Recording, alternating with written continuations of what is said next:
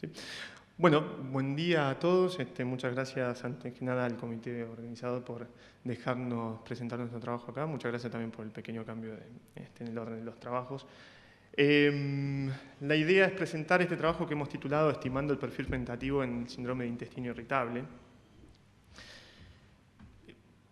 Ustedes saben muy bien que cada vez existe mayor evidencia y se hace mayor énfasis en esta relación entre alteraciones, ya sean cualitativas o cuantitativas, de la flora bacteriana intestinal, flora microbiana, mejor dicho, intestinal, y el síndrome de intestino irritable, entre otros tipos de trastornos funcionales, ¿sí?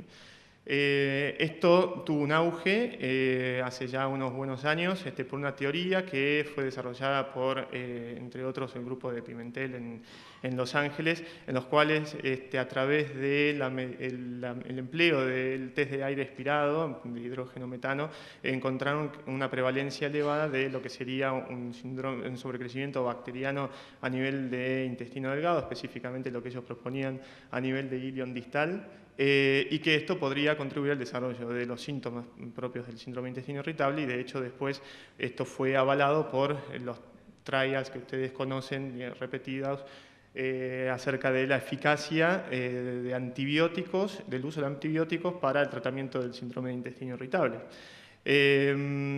Obviamente, esta teoría fue posteriormente arduamente criticada, puesta bajo la lupa, puesta en dudas, y estoy seguro que los que están interiorizados en el tema seguramente han descartado, ¿sí?, esta teoría, ¿sí? Y entonces ha puesto en consecuencia la utilidad del test del aire expirado un poco también bajo la lupa en este tipo de contexto y en estos pacientes.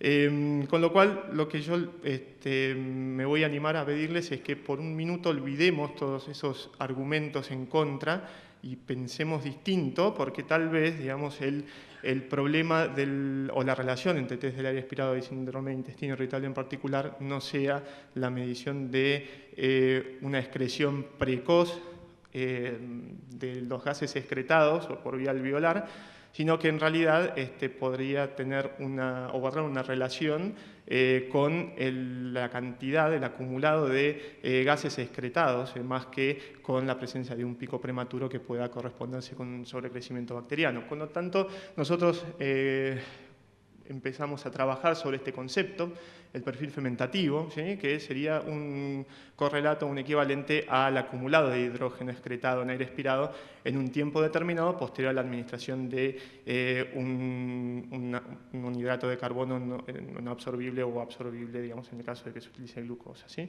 Se ha propuesto la estimación del mismo, del perfil fermentativo, mediante el cálculo del área bajo la curva de la concentración de hidrógeno excretado por vía alveolar en relación al tiempo, ¿sí? Y lo que nosotros hemos visto es que existiría una relación en cuanto a la magnitud del área bajo la curva, es decir, la magnitud del perfil fermentativo respecto al tipo y severidad de síntomas propios del síndrome de intestino irritable. Entonces, como ustedes conocen, esto es una curva típica de un estudio de hidrógeno en aire expirado utilizando como sustrato la lactulosa, y entonces lo que nosotros hemos visto en experiencias anteriores es que el cálculo del área bajo la curva de esta curva, valga la redundancia, guardaría una relación con la severidad sintomática, y que la presencia de síntomas sería independiente del momento en el cual se produce el aumento de la excreción de hidrógeno, es decir, no importa que haya un pico prematuro o no importa que haya un incremento tardío, sino que lo que importa es, o lo que guardaría relación con la severidad de los síntomas, es el total excretado medido por esta función. Así que bueno, nuestro objetivo es un poco evaluar, ¿sí?, ya que se ha hecho mucho hincapié en cuanto a la precisión diagnóstica o el papel diagnóstico que juega los criterios clásicos de sobrecrecimiento bacteriano medidos por test de aire expirado en el síndrome de intestino irritable. Nuestro objetivo de alguna manera fue comparar qué pasa con el perfil fermentativo en sujetos con síndrome de intestino irritable al compararlos con sujetos controles sin intestino irritable.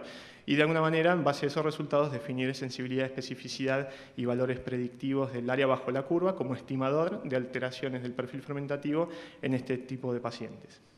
Para lo cual lo que hicimos fue diseñar un estudio de tipo caso control, en el cual contamos con dos grupos. Un grupo de casos en los cuales son pacientes con síndrome de intestino irritable, con un score sintomático determinado por este score validado, que es el Irritable Bowel Syndrome Severity Symptom Scale, mayor o igual a 150, y después sujetos sin diagnóstico de intestino irritable de la comunidad o que nosotros evaluamos en el servicio por otro tema distinto, o sea, por algún tipo de consulta distinto de síndrome de intestino irritable, que eran los menos, con un score menor a 150, porque realizaron también obviamente el cuestionario previamente.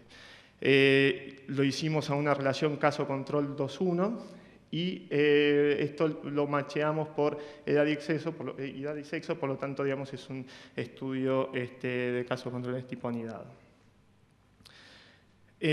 Por lo tanto, en estos pacientes, una vez que definimos los grupos, se le realizó un test de hidrógeno en aire expirado utilizando la lactulosa como sustrato. A partir de la curva de concentración de hidrógeno excretado tiempo, se calculó el área bajo la curva en cada uno de los casos y se confeccionó, una vez que se conocieron, digamos, los valores de esta área bajo la curva, una curva ROC para estimar valores de corte y estimación de performance diagnóstica, es decir, posterior estimación de estos parámetros de sensibilidad, especificidad de valores predictivos. Bueno, conseguimos enrolar 76 casos y 38 controles. La edad promedio de los sujetos fue de 50 años y el 65% eran mujeres, lógicamente, porque en pacientes con intestino irritable son más frecuentes encontrar mujeres y obviamente como esto estaba macheado, no encontramos diferencias entre edad y sexo, ¿sí? Esto ya lo sabíamos de antemano. Lo que encontramos es que existe una diferencia significativa en cuanto al valor del área bajo la curva entre sujetos con y sin intestino irritable, ¿sí? Primer hallazgo que nos llama la atención. La mediana del área bajo la curva, en el caso de sujetos con intestino irritable, es sensiblemente más elevada. Acá tienen los rangos intercuartilos de 25 a 75% y los rangos, ¿sí? Esta diferencia fue significativa con una P menor a 0,5.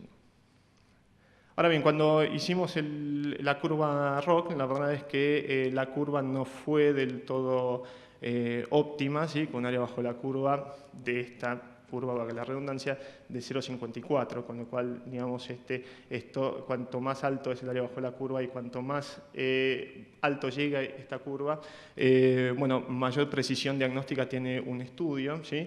Y lo que encontramos es que un punto de corte de área bajo la curva equivalente a 4000 presentaba los mejores valores de precisión diagnóstica, es decir, de tasa digamos, de sensibilidad y de especificidad -1, que es lo que mide, digamos, la tasa de falsos positivos y la tasa de verdaderos positivos. Estos son los resultados en una tabla de 2×2, en los cuales en aquellos sujetos con síndrome de intestino irritable encontramos que había, digamos, la población estaba bastante dividida en cuanto a aquellos sujetos con un área bajo la curva mayor a 4000 y menor a 4000, pero lo que nos llamó la atención es que en aquellos sujetos sin síndrome de intestino irritable la distribución era más cercana, digamos, o más abundantemente dentro del grupo de un área bajo la curva más chica, ¿sí? Y por lo tanto, cuando calculamos la sensibilidad y especificidad, digamos, la sensibilidad era sensiblemente baja, de 46%, 45%, con una especificidad un poco más alta, pero lo que nos llamó la atención, digamos, es esto, ¿sí? Un valor predictivo negativo de 46%, lo cual se condice con una sensibilidad baja, y un valor predictivo positivo del 89%, con una precisión diagnóstica del 58%, ¿sí? Esto significa que, de alguna manera, aquellos pacientes con síndrome, o sea, aquellos pacientes que tienen un área bajo la curva en el test de aire expirado mayor de 4000 tienen un 89% de chances, digamos, de tener, digamos, un síndrome de intestino irritable, ¿sí? Como conclusión, se encontró un valor significativamente más elevado del área bajo la curva del test del aire expirado en sujetos con síndrome de intestino irritable con respecto a los controles. El análisis de performance diagnóstica del área bajo la curva para discriminar sujetos con síndrome de intestino irritable versus controles no reveló una elevada precisión diagnóstica.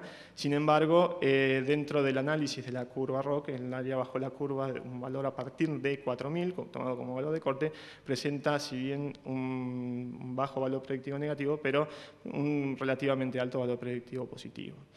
Creemos que se debe avanzar, digamos, en el estudio de la utilidad de la estimación del perfil fermentativo, sobre todo para determinar cuál es su valor pronóstico, por ejemplo, en la respuesta terapéutica de estos pacientes. Muchas gracias.